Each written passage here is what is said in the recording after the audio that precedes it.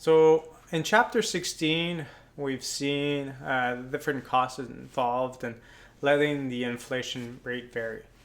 The biggest idea here is it all depends on how credible the central bank is and how people take into account these inflation expectations. So if you've had inflation rates for a certain percentage for a long time, or that people expect that, they're going to negotiate that in their collective agreements for the company that they're working for.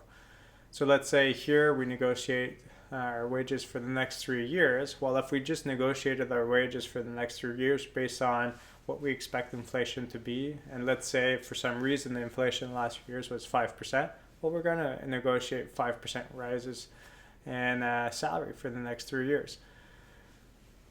If in the meantime, or just before that, the central bank said, oh no, 5% is no longer the thing, we want to go back to 2%, if we really believe them, we might be inclined to accepting only a 2% increase. But if we don't really believe them, we're going to ask for that 5%, what we expect it to be.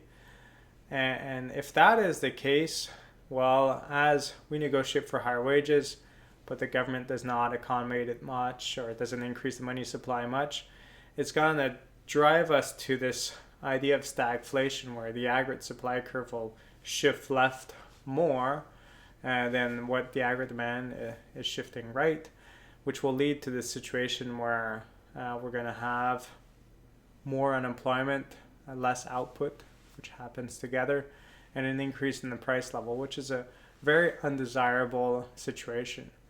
So we have to keep in mind that once we throw off people's inflation expectations, it could lead to a lot of costs down the road. We've seen the idea of the sacrifice ratio, the amount of GDP that is lost over time based on wanting to reduce inflation expectations. But some people argue that if people behave rationally and they see this central bank as credible, it won't be as bad as that. Well, this brings back the big point, which was discussed in this chapter, of making sure that the central bank is as credible as possible. And the only way that they could really be credible is to be as separated as possible from political influence. So you'll notice after these hyperinflation stints in certain countries that other countries have adopted a central bank that is totally decentralized. Yes, the Minister of Finance can have some influence on the central bank, but it rarely exerts that influence because it wants to be as separate as possible from influence.